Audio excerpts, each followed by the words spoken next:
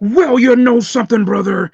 Tonight, this is not going to be your typical episode of Are You Serious? No. Tonight, the Bluckster has taken over. And that's right, you're looking at the original Bluckamaniac. And today, I want to start with a short story. The story about a man that stepped from the pages of fiction in the early 80s to take over the minds and hearts of children all over the world and all over America. This man stood at 6'7" tall, had long blonde hair, and a voice that sounded like thunder was erupting in the back of his throat.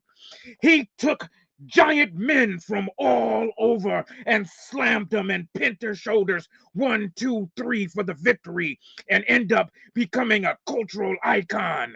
During this era, there was heroes everywhere, heroes on TV, heroes in cartoons, but this man stepped from the pages of fiction to entertain us week after week after week.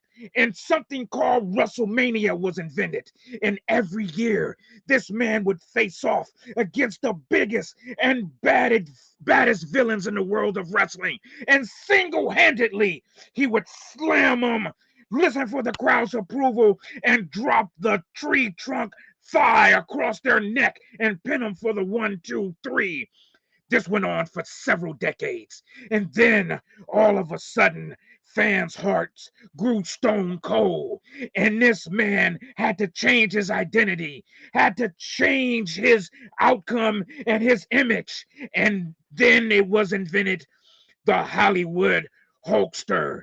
That's right, ladies and gentlemen. He changed from a good guy into a villain and became Hollywood Hulk Hogan. And this man ruled for another decade atop the group called the NWO, where week after week they would defeat opponents and paint the letters in black across their back, NWO, to show their ownership and their rule over the industry. But wait, there's more. This man in WrestleMania 18 had one of the greatest wrestling matches ever against a man named The Rock. That's right, Rock. Dwayne Johnson had one of the best matches ever. And at that point, he had officially passed the torch to another generation, successfully handing it over to individuals who were able to match his charisma, size, strength, and emotional delivery. But this man, later in life, made a mistake. That's right, he was caught on a live microphone talking about members of another race, and he said a naughty word to describe them. And that man felt a boulder come down on his head that he couldn't lift anymore with his 24-inch pythons, and saying his prayers and eating his vitamins didn't help. That's right. A whole race of people turned on him, and a whole industry turned on him, never to show their face to him again. So tonight, we're going to talk about redemption. Can this man be remembered for the hero that he was, or does this stain stay upon his legacy, being so heavy that the arms that lift a mighty giant cannot lift this stain off his reputation?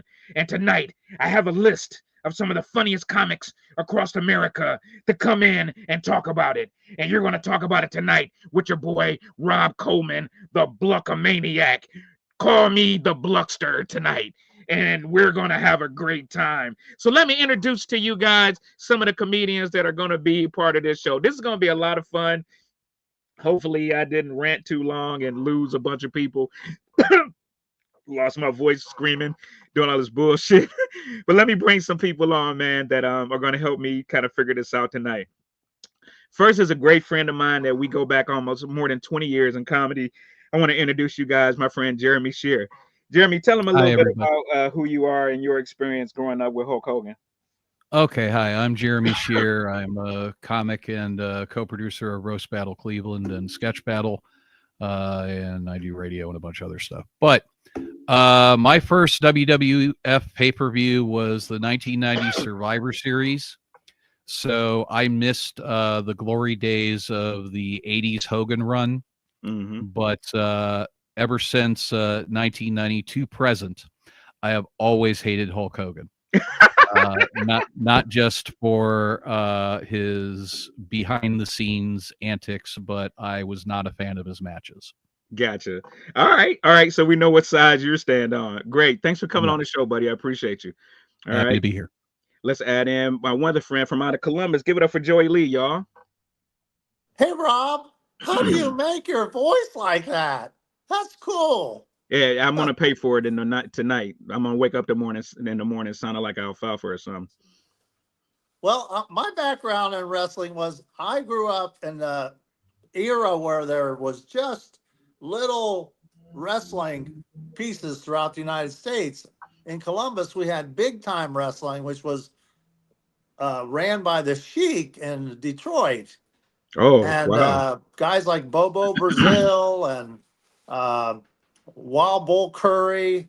And then I saw the emergence of the Ted Turner and the WWE. I saw the Andre the Giant, WrestleMania, which I think is probably the most classic Oh, one you were of all there. of them. You were there. Yeah, I wasn't actually there, but I watched it live. Oh, everybody watched And it. Come on, man. so I got to see the evolution of the wrestling in general, but also seeing Hulk Hogan, how he played into that. Yeah, absolutely. So, hero or villain? Which side are you on tonight?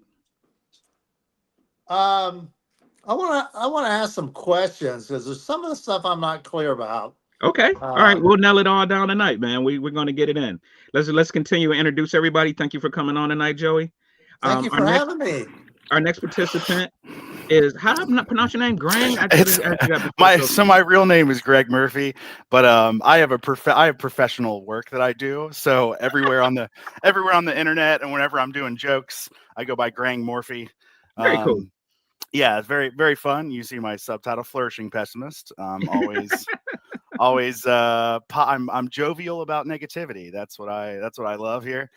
So yeah, I mean, the way that I grew up with wrestling is it was always something my dad and I would watch as like kind of like as a joke because of how silly it all looked.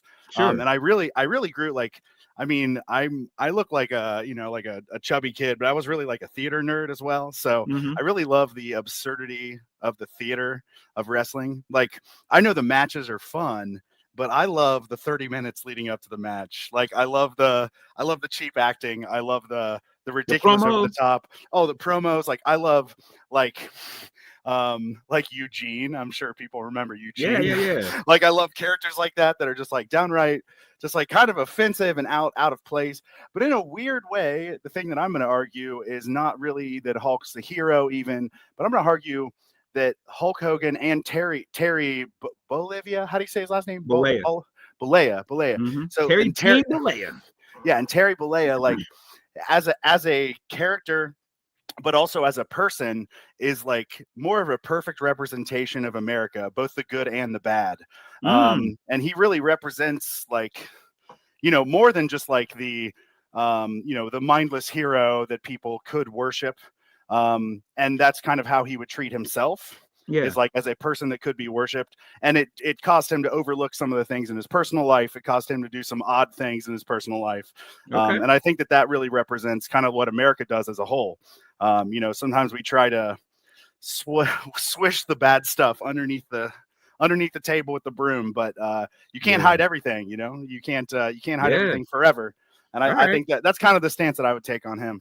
All right. So arguing the humanity of America of Hulk Hogan and as it relates to America. I love it. Yeah. So, welcome to the show, buddy. Thanks, man. All right. And then next here, we're going to plug in TK that's driving. TK, what you driving? Well, I'm driving. What kind of car I'm driving? A damn Jeep, a lesbian vehicle. Oh, okay. I thought you were like it's not a work truck then. Nah. It's a 2012 Jeep Patriot. Know what I'm saying? It gets me to and from. It's good for traveling cross country, to shows and mics or what have you. Yeah, I'm TK Alfredo from Atlanta, Georgia. Yeah. Thanks for tapping in, TK. How you doing tonight? What's your stance on Hulk Hogan? My stance on Hulk Hogan? Man, Yeah. I believe red and yellow. You feel me? Like, I'm down with the Hulkster, man. Through and through, I'm down with Hulkster. I'm down with Terry as a father. I get what he was saying. The whole issue, everybody got mad at him because he said, let's be real, okay? I don't know if you got kids or not. I got a daughter, okay? Yeah. And all he said was what any father would say. He said it in a messed up way, but all he said was he didn't want his daughter bringing no broke motherfuckers home. You feel me? Like, period. Like, you want your daughter bring home a broke niggas? No, I don't want that for my daughter. Period. You know, so I want to get mad for one way best for his daughter. You know what I mean? Like, no dad, please. I will admit, a lot of people missed the part where he says, "If you're gonna bring home one, bring home a rich one." Exactly. I feel the same way with my daughter, right? Like, my daughter bring home a broke nigga. Like, please, man, please. Like, ain't no way. That's a father's worst nightmare to have a daughter bring home just broke, good for nothing. You know what I'm saying? Bring somebody with something that adds to the family. You feel me? Like, what the heck? I love it. It's a father's dream. I love that take. I'm down with the Hulkster through and through, man. He had the best matches. Without Hulk Hogan, there'll be no Rock. There'll be no John Cena. There'll be no Stone Cold. You know what I'm saying? You know, he paved the way for a lot of these guys. Not just in wrestling, in Hollywood. Right. Hogan opened up the door for wrestlers to come into acting, because before Hogan got on Rocky 3, as Thunder Lips, so his name was, okay, then they were Hollywood. In the flesh, baby. Exactly, in the flesh, baby. Exactly. You feel me? Like, that was the door opener for everybody to be like, okay, this wrestler's got some talent, you know, behind just that, you know. And Dwayne Johnson, look at him, The Rock. He is like the highest grossing, on the still is the highest grossing actor in Hollywood right now. You feel me? Hold on to that, because we're gonna argue that. We're gonna argue the good and bad of Hulk Hogan. So I appreciate that point, man. You definitely are on the same vibe as me right now. So we're gonna come back to you in just a minute. Let me finish introducing everybody. Give me 1 second. Thanks, TK, for joining. And Trevor, how you doing tonight, buddy? I'm good, buddy. It's good to see you. Thanks for having me back. Yeah, absolutely, man. I enjoyed you last time you was on. What's your take on the situation? Yeah, so I mean, Hulk Hogan is an indelible part of my childhood. I've been obsessed with wrestling since I was a kid. I'm wearing my Bret Hart t-shirt right now, my Bret Hart Terminator t-shirt. Love it. The best there ever was? Best there was, the best there is, the best there ever will be. There you go, buddy. Or the best there is, the best there was, the best there ever will be. And, you know, so growing up, I was a WCW mark through and through. I was loyal. I did not watch any of the Attitude Era while it was happening. I did not watch any WWF when I was a kid, because I was a hardcore WCW loyalist, which in hindsight, with maturity, seems insane. But right. I was watching both of them, right? How could you not? I want to say I was 7 or 8 when the NWO turn happens. Mm-hmm. I watched my Nitro every week. My idol as a kid was Bill Goldberg. So watching Goldberg beat Hollywood Hogan for the WCW title on free TV was like the greatest night of my life. And then, you know, and that just carries on through. I have so many, you know, Starrcade 1997, the worst book match of all time against Sting. I remember watching that. Yeah. And, you know, and then I remember when they brought in the Ultimate Warrior to WCW and that whole crazy program where Hulk threw a fireball. Right.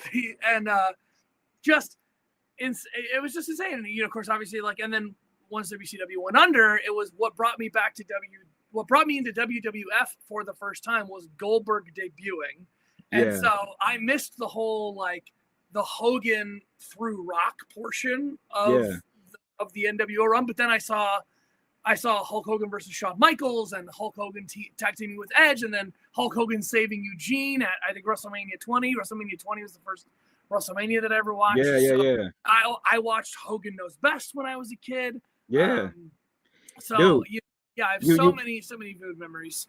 Exactly. So I'm going to pop everybody in. And because we live in an age now where if you are younger than 20, you basically don't realize any history happened before you were born.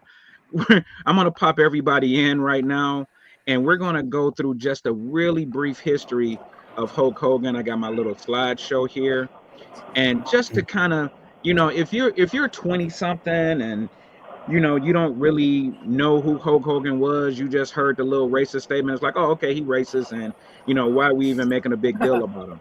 I want to kind of just go through just who Hulk Hogan is, the era, and just kind of let people know who, once again, don't know who Hulk Hogan is, what he means to people from my generation. You know what I mean? So here we go with Terry Bollea, 1971, kid in high school. It's a crazy, right? Like, how did this dork, doofy ass looking dude become probably the biggest wrestling star on the planet? And you can see there in 79, I think he went by Thunder God or some shit like that, where he shaved his chest hair into a T. And then by Terry Boulder. yeah, that's right. Exactly. And then by 1984, he had morphed into Hulk Hogan. So How's he look? How's he look 35 in high school? I know, right? He was already Because losing his hair. Because everyone in the 70s looked 35 in high school because they all Right. smoked and they didn't wear sunscreen. Right. And so you see how he kind of like morphs throughout his career. This is, of course, you know, young Hulk Hogan, you know, trying to figure stuff out. Huge dude. I think he walked around at 6'6", 6'7", something like that. 300 pounds, very big, very bulky, perfect for wrestling. And then here's the Hulk Hogan we remember as far as like Hulkamania with the red and yellow. You know what I mean? So for those who don't know, this is probably late 70s, early 80s, where Hulk Hogan is introduced through WWE. And at this time, there were a lot of like heroes that were popular in society. You know, everybody from Bionic Man, Spider-Man, the Hulk had a TV show. Everybody had like heroes that they worshipped on TV. And Hulk Hogan was like really one of the first ones to kind of be a hero in real life, where, you know, you can watch him on TV, and then every so often he would come to a city near you where you can actually go and see this dude. So he was literally a hero in real life to like kids of the 70s and 80s that kind of worship. You know, we sat in front of the TV all Saturday and watch cartoons, right? Thunder the Barbarian and He-Man and all that bullshit. And here it was, a real life superhero had like stepped off our screens and was like available for us to go and watch fight. It's like one of the first people to have like an action figure that was like a live person. Yeah, you know, exactly. it wasn't just something from a cartoon. It was like a remake of a person. Exactly. And I love how he took the red and yellow and he made bloodshot red eyes too. He's taking the red and yellow to the extreme. I think that was the cocaine, actually. Yeah, maybe. Yeah. That was the cocaine. Exactly. It was very huge. If you were a kid during this time, this was the fight everybody wanted to see, you know, because you had this hero versus this giant that nobody could beat. And then when WrestleMania rolled around and we see the big scoop slam, that like literally solidified him as a hero in society that would always be worshipped for being able to beat somebody that was unbeatable. So now we've kind of established what he meant socially. Like kids growing up all over America. Real quick, if you guys can go through and let me know, did you have any Hulk Hogan toys or a WrestleMania video game? Like, what kind of Hulk Hogan memorabilia did you have? I had a Hogan figure that I would constantly beat up. It was one of the ones that it had one action motion, and Hogan's was the bear hug with his fists. Oh yeah, I remember that. Yeah, so I had that one. It is now in the possession of my niece, who has all my old toys. Did you teach her to beat him up? Did you teach her to beat him up too? I haven't sat down with her in the wrestling figures yet, but I will. Yeah, good. That's a good uncle. Yeah, and I also rented WrestleMania the video game, which is quite possibly one of the worst video games ever created. Oh yeah, except it was the first digitized appearance of Bam Bam Bigelow. So that was cool. Was that the one where Boss Man and Ted DiBiase were basically undefeatable? No, I had that one too. That was WrestleMania Challenge. But the first WrestleMania game had Hogan, Macho Man, the $1 Million Man, Andre the Giant, the Honky Tonk Man, and Bam Bam Bigelow. Oh wow, very cool. And there were basically, it was all punch and kicks and like a body slam, and that was it. Yeah. Now, one thing that was really cool about Hulk Hogan, it stretched across races. As you can see with TK, he was a Hulk Hogan fan, and you know, we're both black. Like it didn't matter. You From the know, movies to Mr. Nanny to Suburban Commando, like yeah, those are good movies of my childhood, man. He did great, and don't forget, in Suburban Commando, Hulk Hogan was the one who got the Undertaker to do a cameo role. He was the Yeah. villain. You're a dead man, Ramsey. Yeah, there you go. that's a true Hulk Hogan fan there, man. I've only seen a couple of Hulk Hogan movies. The one, and I could barely remember them. I remember No Holds Barred because, you know, Oh yeah. who Oh, didn't want no, to see Hulk Hogan I- fight Debo, you know? I was gonna bring that up. I probably saw that movie and I was a little bit too young. That movie is crazy. That movie is it does not make you think of like the traditional Hulk Hogan when you see that, in my opinion. Yeah, because he's not Hulk Hogan really. He's like, yeah. yeah, he has like a blue kind of aesthetic to him or something. It's not the red and yellow. He goes by Rip something. Yeah, exactly. Yeah. I don't And you got to rip him, right? It was like, Oh, he went by Rip Thomas. I just looked it up. yeah, Rip Thomas. yeah, exactly. But you know, he was definitely a hero. I mean, he went up against guys like Ric Flair. Like Ric Flair was like the biggest heel probably throughout the last 50 years. You know what I'm saying? Just as good on the microphone, just as good in the ring. You know, could out-talk anybody. You know, that was the thing. You had to have heat back in the day, and nobody had, you know, better mic skills than Ric Flair. You know what I'm saying? There was a few guys here and there, Piper, you know, guys like that. But man, who was better than Ric Flair and Hulk Hogan on the microphone? And when those two guys got in the ring, man, they killed it. You know. Woo! You guys remember these matches, the Hulk Hogan Ric Flair matches? Of So- course. Yeah, I wasn't watched. a WWE fan. I watched the I didn't like '92 WWE Royal like that. Rumble with where Flair won with my dad, and he grew up in Florida, so he was a huge Ric Flair fan and insisted that he was going to win, and he was right. Still one of the but best Royal Rumbles ever. it is. Yeah. Yeah, facts. But I think it had more to do with Flair and Hogan. That was like the first inkling to the WWF fans that there was something evil lurking in him when he got salty with Sid Justice and prevented him from winning. Yeah, that was like one of the first times we actually see him kind of lightweight turn bad or whatever, or do something that was considered bad. Yeah. I always look back on these on like the Ric Flair matches and stuff with such a different perspective now that I know what was going on outside of the kayfabe, which is like Ric Flair like does so much for kids and is like one of the most like stark advocates for just like supporting people through because of like things that his son went through like addiction issues and stuff like that. Like Ric Flair is like actually secretly the nicest man in all of wrestling. Wow. That's good Are to you hear. kidding me? Are you kidding me? Ric Flair's a racist, a big racist. Oh, I Ric don't know. Flair is? I'm sorry, I don't know. I don't know about that. Videos of Ric Flair. There's videos of Ric Flair cussing waitresses out, a black waitress, and making like jive talk and stuff to her. You know, explaining racist Oh, remarks. damn. You gotta share that. You gotta share that in the chat. Share that in the chat if you have that link. Well, I would. I'm driving right now. I love being proven wrong, so I'm like no joke actually. Go That's on awesome. YouTube. Go on YouTube. I'll You'll have see to it. look that shit up. I'm looking for it. It's That is crazy multiple because videos black of Ric people Flair love being Ric racist. Flair. You know, And black Ric people Flair love Ric racist. Flair because he's like a rapper. You know, I got bigger cars than you. I got, you know, better gold. I got more women. Ric Flair trip. Yeah. Right. Facts. Ric Flair, man, that fool, man, he went off with this one waitress at a restaurant. She did something over there. She was cutting him off. That's what it was. And cut him off for alcohol. And he started saying racial remarks to her, saying he can buy her and her 9 kids, all kind of racial shit, dude. That's crazy work. Yeah, definitely share Yeah, that, that was relatively recent. Last few years, I think. Well, I he's think it was getting senile now. His granddaughter's high school graduation, after party or something like that. Yeah, I'm finding it says there's a video of Ric Flair going, "I am a racist." You can't really Power of the internet, right? Wow, you can't really get much more documented than that, I guess. Yeah. Well, and that's kind of an interesting. So for all you guys want to get on to Hogan for his mess up, I call that being protective of his daughter.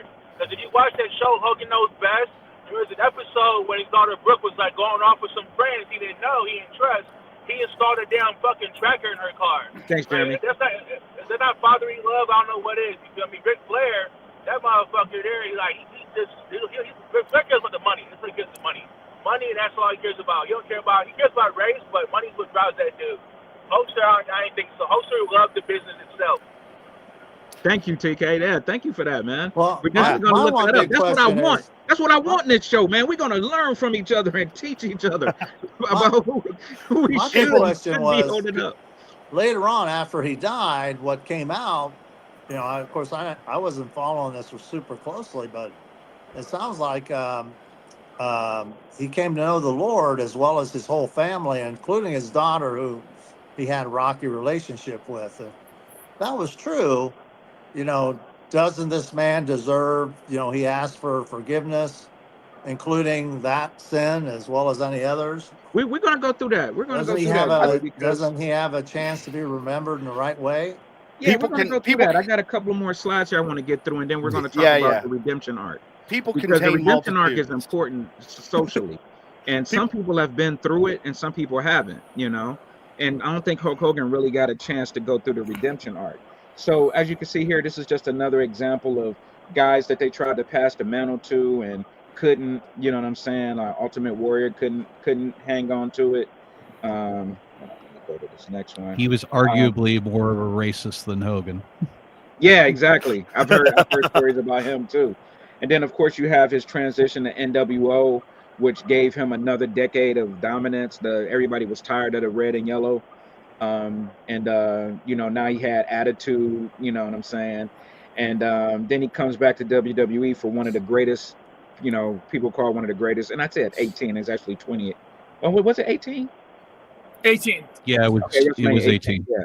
So WrestleMania 18, he has arguably one of the greatest matches, of all times with The Rock. I still remember watching that match and getting chills when they stand at each other and they both start looking at the crowd and the crowd is like losing their fucking mind. I'm just like, I still remember getting chills watching this. You know what I'm saying? And then he had good relationships with, other black people in wrestling and entertainment. Mark Henry. And, only the rich ones. Only the rich ones. Go back to Mr. T. Mr. T was kind of also, he became a meteoric hero with his role in Rocky as well as the A-Team. Yeah. He went, and he's a well-known Christian. Yeah. So he's very religious. I pity the fool that don't believe he is. Unless that's just a fake photo. No, not at all. I tried to find like authentic stuff, and he had matches with black men. You know what I'm saying? It wasn't like he didn't try to help, put black men over. Up in the upper left-hand corner, you can certainly see Tony Atlas, arguably one of the best bodies ever in wrestling. Then down below against Kamala, not Kamala. Kamala. I meant Kamala. She's really changed. Yeah, exactly. And then, of course, in the middle, wrestling Debo Tommy Lister. So I would have loved to see the host of Body Slam Kamala Harris's ass. Don't do that. Leg drop that bitch. ASAP. Now, I want to just focus on Kamala here for a second. WWE kind of had a history of not doing black wrestlers very, very good back in these days, right? Yeah, because Vince is also a racist. Yeah, Vince is a horrible racist. The Kamala gimmick started in Mid-South, so this is a Bill Watts problem. Yeah. Every character was a blown out stereotype of whatever country you was from. Tatanka, the Indian, Tito Santana, the Mexican, Ivan Koloff, and the Russian, Iron Sheik. Everybody, whatever your nationality was, they really blew it out in the ring to the point where you just became like a joke of that nationality. Well, so loved it. I mean, so like one can take that sort of thing as like also just like a little bit of the times and not necessarily like extremely racist, but at the same time, like when I think about keeping people down that are not doing as well, I think about the way to prevent that is unions. And I wanted to bring up, like, Terry in his personal life is known in court documents. It's proven in court documents that he's the reason why WCW and WWF did not have unions at all. So he ratted people out to Vince McMahon that tried to start unions. And so if there was anything that would have given, better healthcare, better treatment of the regular wrestlers that weren't as successful as him, that's one thing that he tore down. I didn't dig into that too much. Like, what I know Vince and them got into trouble about steroids. I didn't know about the union stuff too much. Yeah, like, that was true too. And he made an agreement that he would leave the WWE, so he didn't have to testify against Jim McMahon, and that's why he went into the NWO. That's what started all that. No way. He actually left because of. Isn't that right? No. Vince, believe no. that. Well, I don't believe he that. sort of what he's trying to. He's referencing the WWF steroid trial in the early '90s, and right after that trial concluded, Hulk left the WWF to go to WCW, and it is widely. It's not. Confirmed, but it's like widely understood that at least part of the reason why Hulk left was because a lot of the stink of the steroid scandal was on his shoulders, and it was a way for, like it was a little bit of a scapegoating kind of thing. Yeah, because he's the one who said that Vince never made anybody do steroids, and he said that he admitted to doing steroids himself, but not at the direction of Vince McMahon. And so there was kind of like a give and take where he kind of took the fall for Vince in the public eye, and then ultimately ultimately though that meant that there could be no prosecution and no lawsuit could really come to fruition, if that makes sense. Yes. And then when you look at photos of Hulk Hogan in WCW in the early part of the 90s, he is skinny as a rail because he's off the juice for the first time. And he got super lean. Yeah, and even if you look at him during the NWO heel turn, like he's still super skinny compared to look at him 10 years later when he's wrestling The Rock at WrestleMania 18, and he's like back up to super swole dude again. So yeah, dude, that's one thing. He kept himself in incredible shape, man. I mean, for him to be such a big man, at 6'7" or whatever, to keep definition and abs and just the cuts and stuff, he kept himself in incredible shape. And the other thing too is that, like, what's crazy too is that when the heel turn happens in the end and he joins the NWO, he was 42 when that happens, and and then when he wrestles The Rock at 18, he's 49. I think he is. Like he turns 50 like later that year. You know, The Rock now is older than Hogan was. I mean, I went and rode roller coasters yesterday at Cedar Point. I'm 38 and I had to take a muscle relaxer today. So that tells you how brutal that those dudes are. I turned 38 in a couple weeks, and I don't typically live with any chronic pain, but like I don't know if I slept wrong or whatever, but my lower back today is killing me, and I was gonna take a muscle relaxer after this. So, and you didn't get punched in the face by Andre the Giant. I didn't get punched in the face. I didn't have to do a leg drop.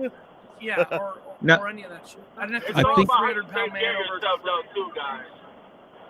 I'm 36 years old, okay, and I go to the gym 6 days a week, and I don't have back pain, nothing like that there. So it's like you can't compare yourself to Hulk Hogan, who actually is an athlete. Was an athlete, who was required by his profession to be in tip-top shape to compare to you guys. You can't say he's on steroids because he's like you took care of yourself and you don't. That's not fair. No, 100%. No, I'm just being comedic, kind of in a sense. I know I don't take care of myself for shit. I can tell. Now, TK, I want to stay on you just for a second because I really like some of the stuff you had to say, and I know you got to go here soon, right? Like you got to open mic you on your way to. I got 12 minutes. Okay, perfect. So I want to bring you in here real quick because I do want to talk about some of the good stuff that Hulk Hogan has done with black wrestlers. I put up on the screen here where when Tommy Lister passed away, Hulk Hogan gave him a shout out. You know what I'm saying? He's not you know, the type of Right. dude that if he was a racist, he did admire the guys in the business, and he did like love the business, you know, part of wrestling. Yeah. Talk a little bit about how you felt as a black man, you know, having Hulk Hogan as a About the hero. Hulkster? Yeah. Man, Hogan was one of my first like heroes as a kid. Like I remember seeing Hogan, you know, even before he got back. So like I was a WWE kid. I wasn't a WCW kid. Okay, right? I knew about the Mhm. NWO, but I was more of a DX guy. Okay, first and foremost. But at the same time, though, the reason I gave WCW a chance in the first place, it wasn't because of Goldberg. It wasn't because of Sting. It's because of the Hulkster, man. The Hulkster like was that guy. He had a mouthpiece on him, you know. He did what he wanted, said what he wanted, and it made sense. You know, they're entertaining. The rest of those guys on WCW were dry. Think about it. Goldberg barely can wrestle. Okay, he barely had any mic skill. He just big. Okay, Yeah. big in He's your big. He hair. got a great Okay, body. Yeah. yeah, Tell that me was how you it. felt. Okay, How I'm do you still feel here. I got about my GPS. I'm listening. how do you feel Can you about hear? the portrayal? How do you feel about the portrayal of black wrestlers around that time?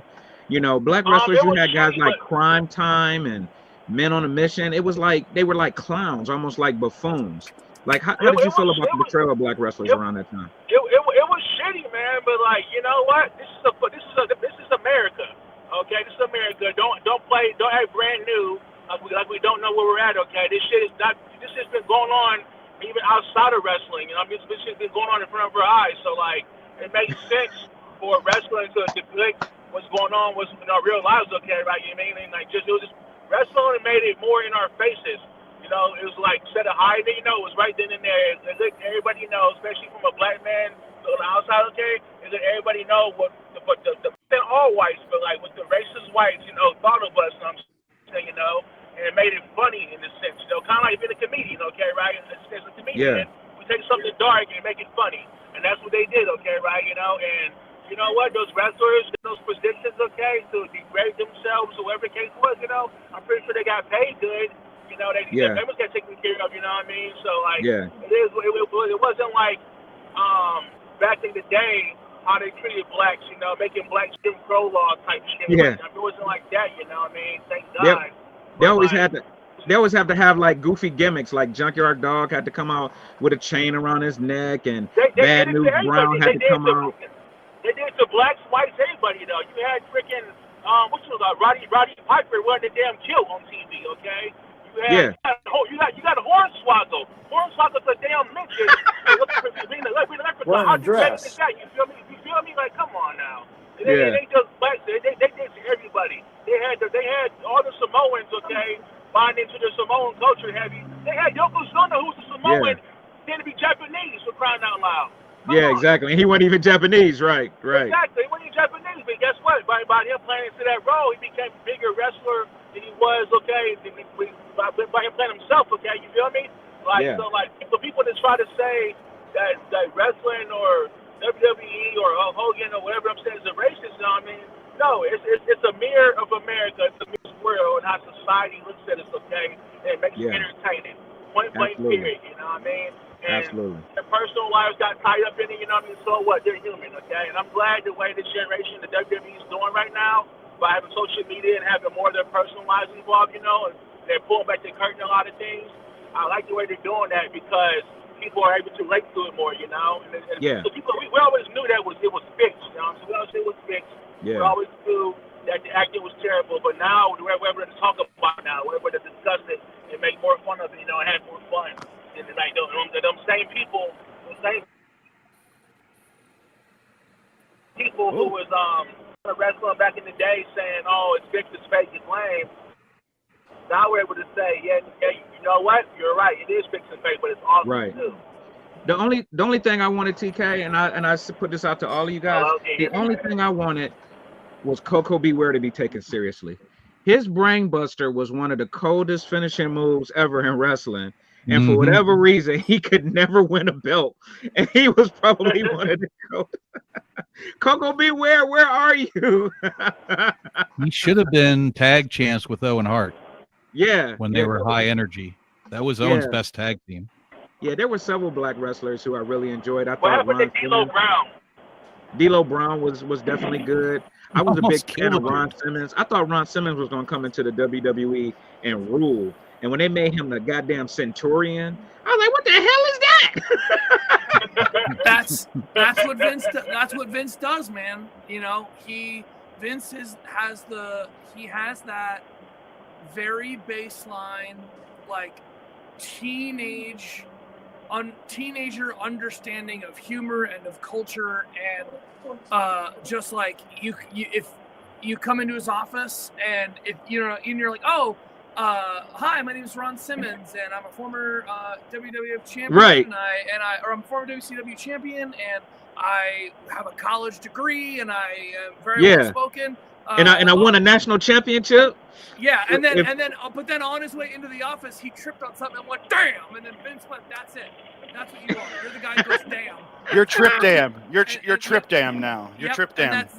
That's exactly how his dumbass brain works. You know, like you look at Crime Time, you look at the Mexicools, right? Well, how about the Kiss My Ass Club, where they just line them up and make them sniff Vince's ass. Yeah, and there are all kinds of stories how nothing. Vince is 80 years old. They did it to Rikishi too, though. Totally, and there's all kinds of stories about how he's 80 years old, and there's all these stories about how nothing made that dude laugh more than a dick and fart joke. Just like he mentally was never older than 15, and then similarly, like with Man and with the man named Terry Bollea, like they are two 70 or 80-year-old men who grew up in the South, and the entire thing that permeates their personality is a casual of racism. They're not violent racists. They're not white nationalists. They are like society is a hierarchy, and it's white men up top, and then black men are caricatures, Mexicans are caricatures, and they all have roles to play in their society, and anyone who dares to step outside their caricature needs to be brought back down a peg. Trump has the same kind of racist mentality. Vince was like a 7-8 on the racist scale. Vince was like a 7-8. Hulk Hogan was only like about a 3. Yeah, and so it's like the whole conversation about like, is Hulk Hogan a racist? Well, it's like, well, what do you mean? Did he think that black people should be enslaved? Of course not. I mean, he had numerous black friends and wrestled black men and put black guys over. But did he think they should be champion? No. Did he think that they should go out with his daughter and they were rich? He's granddad racist. Hold on, say that again, TK. He's granddad racist. It wasn't like he was making a public speech. Everybody has that one granddad at home that's racist, you know? That's exactly. Yeah. He was caught. Exactly what he didn't rerealize. Yeah, he didn't realize he was being taped. Right. Well, and on that tape, how many times? I know I don't cuss. Probably most of you who are around me, like Rob, knows that I don't cuss. Right. But hey, there's been times when I've gotten so furious, I can't help myself. Now, am I going to be judged as a person who basically doesn't cuss but slips up once in a while, or I'm just a big cusser? I keep thinking. I say this as a black man. As a black man, I say racist shit sometimes. I say racist shit a lot. Am I racist though? Like no. But am I right? Am I right or wrong though? I think we all have a little bit of prejudice in us. Okay, let's be for real. We all believe in stereotypes. Okay, right? If I get on the elevator for a black dude that I don't know, I'm nervous as fuck. Okay. Well, right. Hold on, Greg. I see that joke. I see that joke on your face. Get it out. Let's get it out. Oh, I was just saying. I thought I was halfway. I thought Joey was about to be like, I'm like that with the N-word. I'm like, damn. No. I was like, I know that's. Sometimes I get so angry, and it's like, okay, wait. All right, thank you. It didn't happen. It didn't go the way that my brain thought it might go. So we're chill. I wish it did. I wish it did. Jeremy, I want to pop you back in here for a second, buddy, because you have like a historian type mind, right? Like here's nothing I can't ask you don't know the answer to. Yeah. So my number one problem with Hulk Hogan is I think he ruined wrestling. Ruined it. Because prior Bullshit. to Hogan's ascent to the top of the WWF, you could have a more normal body and still work. But he kind of raised the floor of what was expected of you to have a body to be a wrestler. Now, I mean, we'll you look at the disagree with you on champs that. in the 70s and the 80s, it's like, you know, you'd see it's just tough guys down at the bar. Well, no. They weren't Remember, Hulk Hogan stole somebody's thing. He stole. But that was Billy Graham wasn't a national act. Right. And Hogan was. Hogan was basically the best match of his career was that match against Sylvester Stallone in Rocky III. Because they saw that and were like, okay, we can take this and market it. Who is this But guy? honestly, I think the wrestling would be a better place if he would have stayed in Japan and lasted about 10 years there until strong style. And honestly, I think if you want to look at stuff he did in the 80s, that why didn't he work a program with Bad News Brown? Like, Bad News Brown had the potential to be a top heel in the company. Who the And fuck is Hogan Bad News was Brown?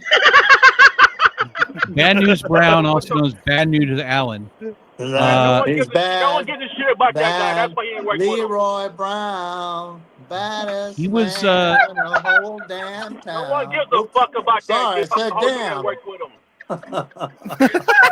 They didn't push him because he was a legitimate threat. Bad News Brown. Bad news, be like, I got some bad news for you. I'm on top. He had his most infamous thing he did was he had a program with Jake Roberts, and he brought out like a thing full of sewer rats to eat Jake's snake. But prior to his WWF run, he was a legit tough guy in Canada, and he basically got brought in with the Hearts and the rest of them. Nobody's tough in Canada. Everybody sucks in Canada. Nobody's tough in Canada. Nobody's tough in Canada. Fuck Great Man Hart. Great Man Hart sucks. TK, all of this the would be Gagnes and up in Minnesota. TK, all of this would be way funnier if we could see you, bud. Hold on, I'm driving right now, buddy. Hold on. 1 second, I'm parking. Let me park my car.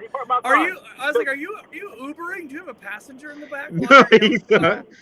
Actually, I hope so. That's I'm driving your mom around, bitch. He's on his way. He's on his way to a mic. He's on his way to a mic. What's up? I'm ready now. Hold up. I'm driving now. No, we're not gonna rank on each other. We're not gonna rank on each other. I'm trying to make friends. Hey, it's all jokes. This is how I talk. It's how I joke. I'm playing. All love. I Yes, I love TK. I sensed that early on, man. You're chill. I'm over here drinking and driving and shit. You feel me? Like, You bad. You said who the fuck just is like Bad a News Hogan Brown? son. Hey, I invite you to Google Bad News Brown, man, and look up some of his videos, man. You're I'm gonna not laugh. looking up Bad News Brown. Fuck that. He sounds terrible. The fuck? That sounds like some dude that owes me money. Fuck that. I'm good. I gotta admit, man, he had a horrible gimmick. He didn't even come out in a robe. He just came out in black shorts and bad like motorcycle gloves. Like what? Like that was his gimmick? It was early MMA gloves. That sounds like the first wrestler on child support. That's what it sounds like. Remember, it's entertainment. I got some bad news for you. Half your paycheck went to your ex-wife. They were forced to change from WWF to WWE because little kids were giving body slams to each other. So they had to say, whoa, this is just entertainment. Made them tougher. You weren't a fan of wrestling if you didn't go outside in the backyard and try some of that shit. I mean, back before this, they were taking razor blades and slicing their foreheads so they looked like they're bleeding. They all had cauliflower ears because of the headlocks they were in. The good old days. Yeah, So now it's like nobody gets really hurt. In So fact, we're running Hulk Hogan They still do that. wasn't here able to throw Andre the Giant down. Andre had to help him. Yeah, he said he pulled his shoulder blade out of socket doing that. Hey, real quick, we about to round the corner here. We're in our last 10 minutes. I want to go over the apology that Hulk Hogan issued. We're going to talk a little bit about that and then the redemption arc. We got about 10 minutes left. So here's Hulk Hogan's apology. He said, 8 years ago, I used offensive language during a conversation. It was unacceptable for me to have used that offensive language. There is no excuse for it, and I apologize for having done it. This is not who I am. I believe very strongly that every person in the world is important and should not be treated differently based on race, gender, orientation, religious beliefs, or otherwise.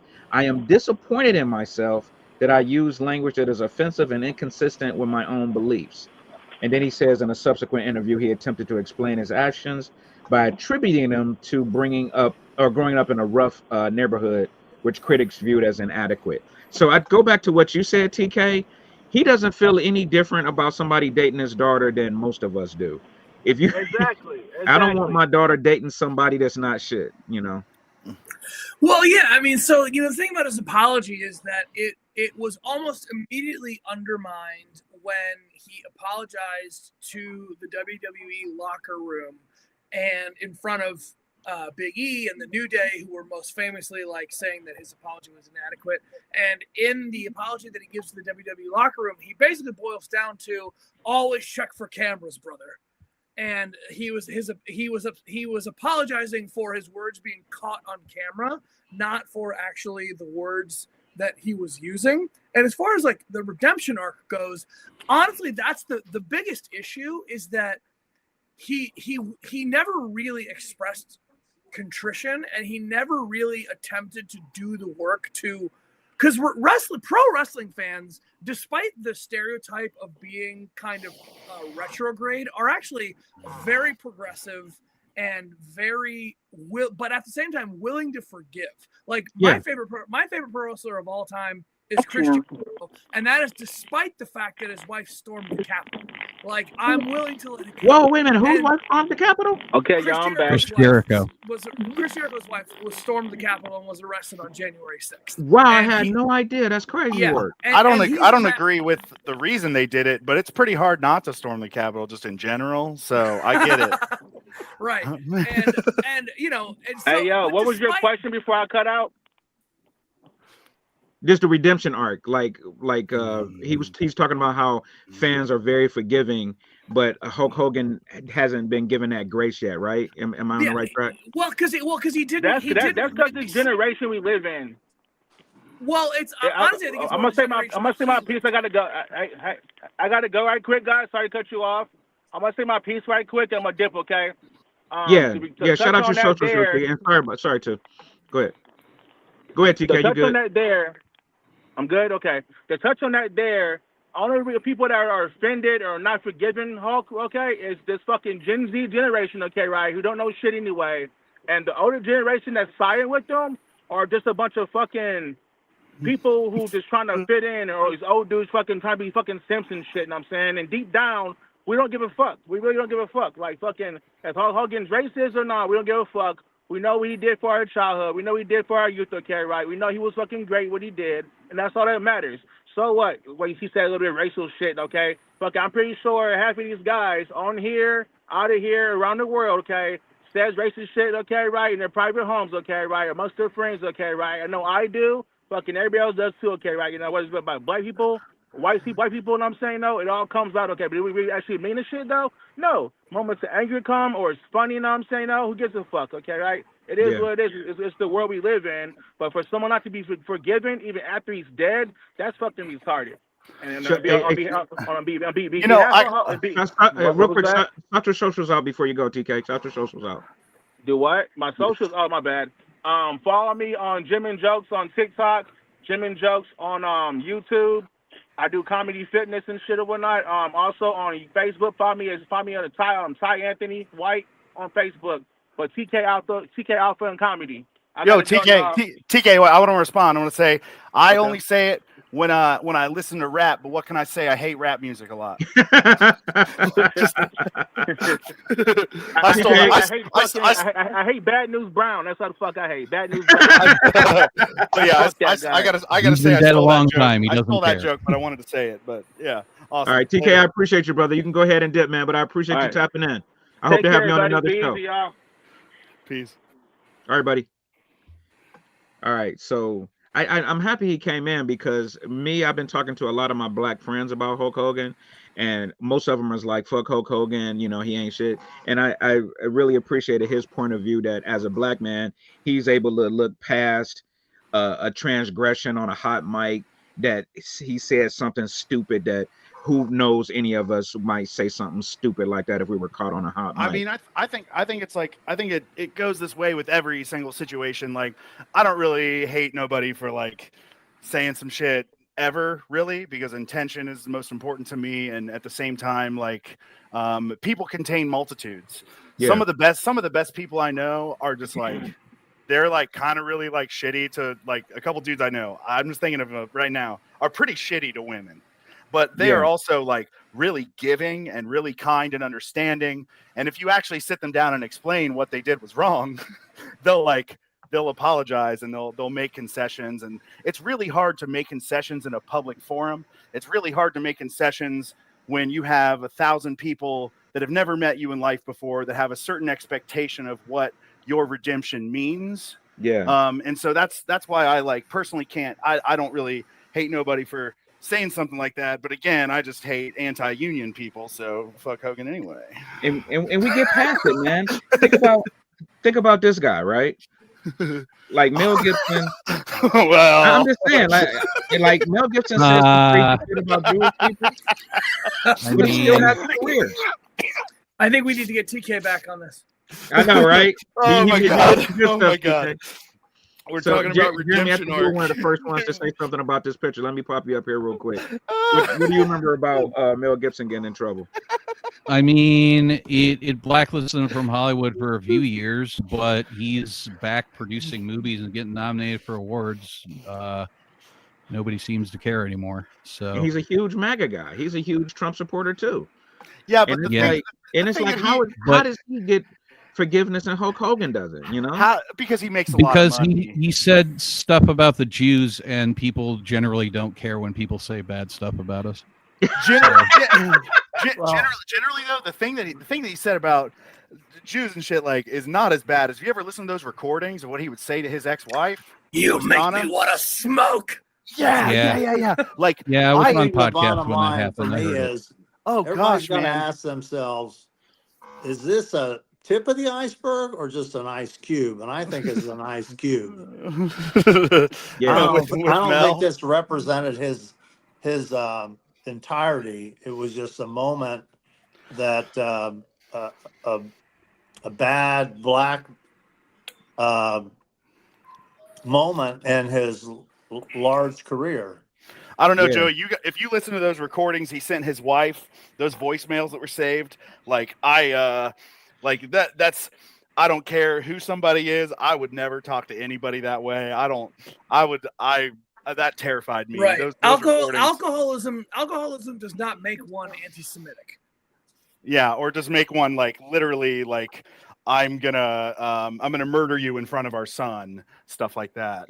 Yeah. Well, remember, he to separate, him as his persona versus him as his, who he really was. Well, if we talk about, he wasn't doing Mad Max when he was ranting against the Jews. He was just a drunk idiot repeating the lies that his father told him. Yeah. His father.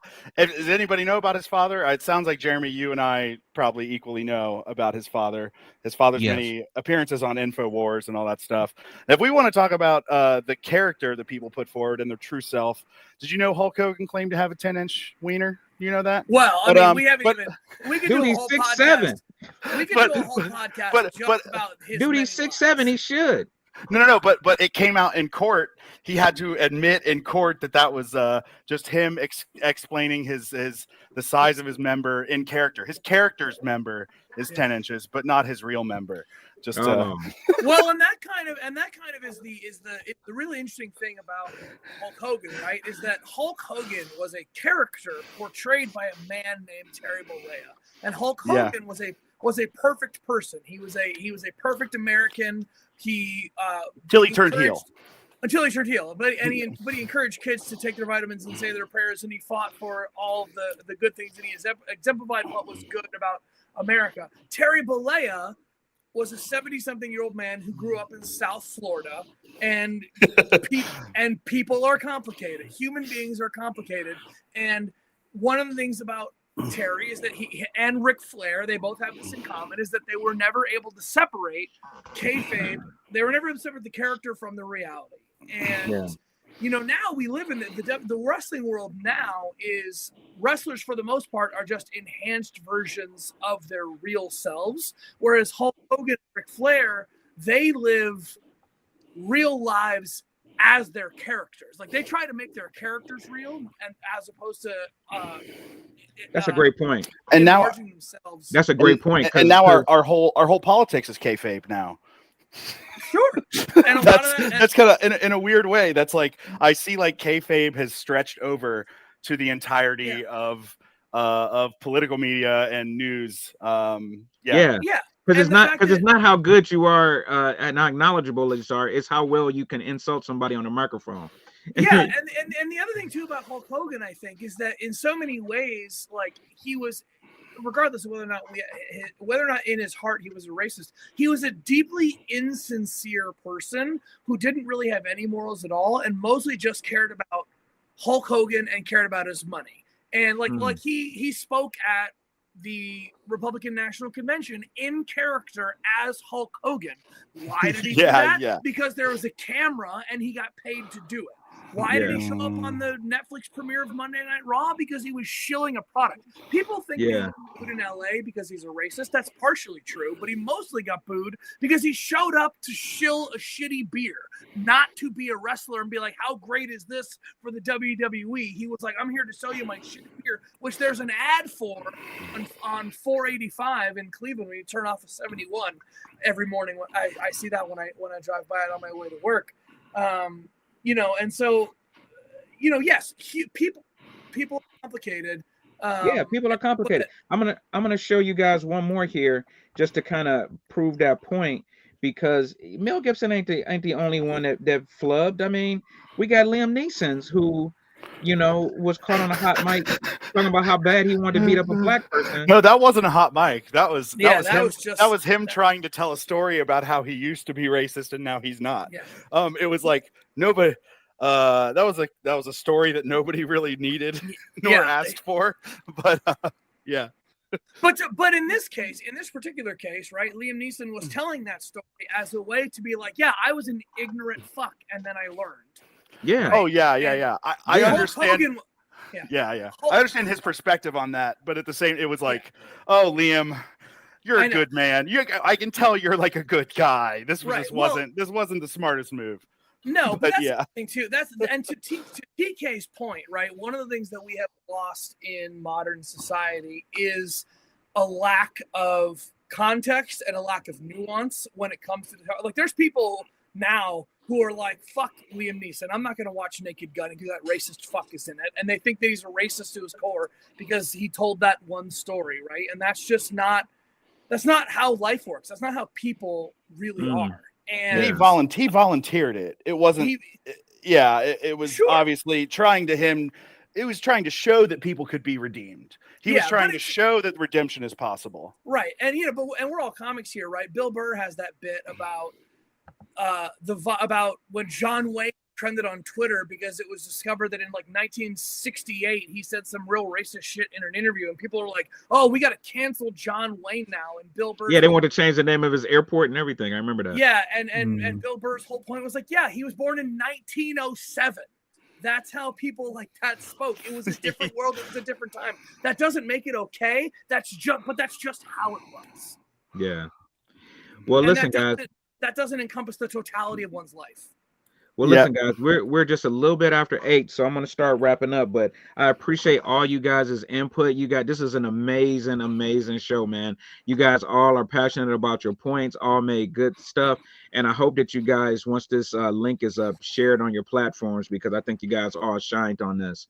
I'm going to give you guys individually about a minute or two to kind of wrap up with your points. Shout out your social medias, and then we'll call it tonight. Sound good? Yep. All right, so I'm gonna pop everybody out real quick, and we'll start with the guy that I popped in first. Before we're gonna start with Jeremy. Jeremy, thank you guys. Thank you again for coming on tonight, buddy. Happy to be here.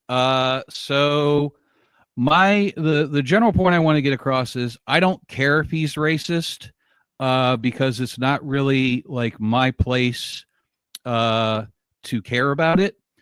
I care that he was a bad wrestler. He was a bad father. His son killed a guy. His daughter did not show up to any of the funeral arrangements. He was anti-union. He stood up for Donald Trump at the RNC. He ruined the necessary body image to be a wrestler. He ruined WCW almost single-handedly by one, having the worst angles in all of wrestling from the time he joined the promotion until the NWO.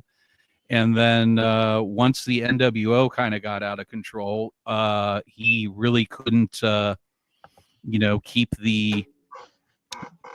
good main events on television. Like everything good that happened in WCW in the ring had nothing to do with Hogan.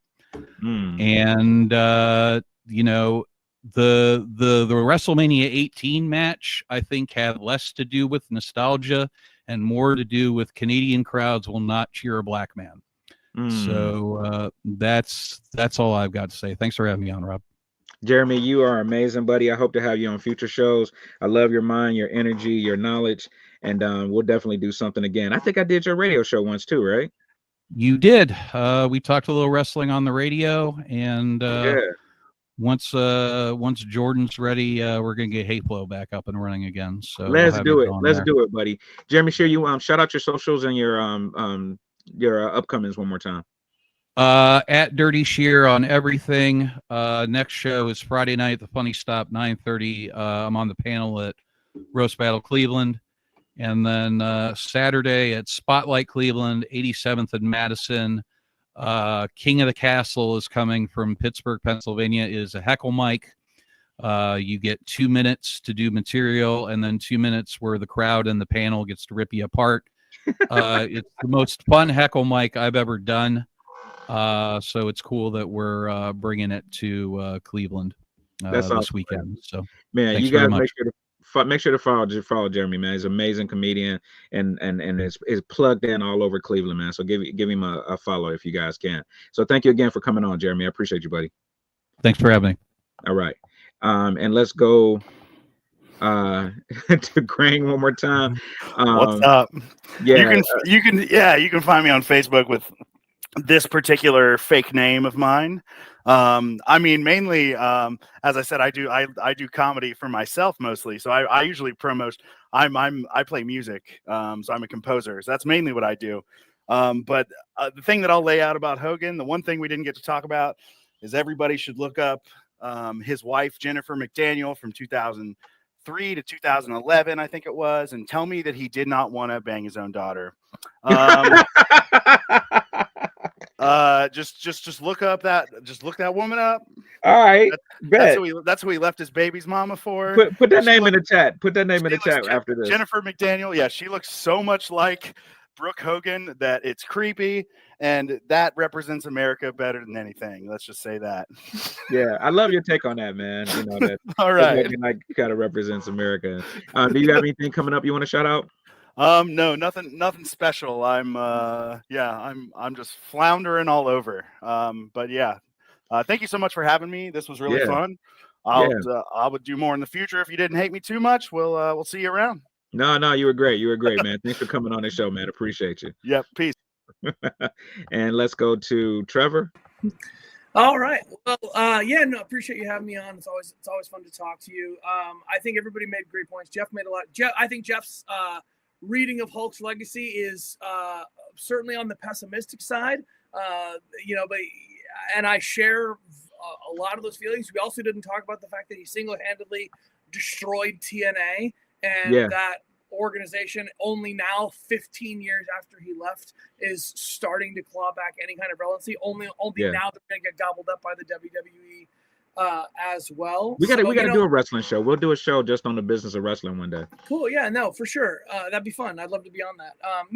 Like I said, kind of at the end, Hulk Hogan was a perfect person, and that character's impact on wrestling is profound and long lasting. And in a lot of ways, the business still exists in his shadow. Terry Bollea was a deeply problematic, complicated person who definitely, to Greg's point, has a type for sure.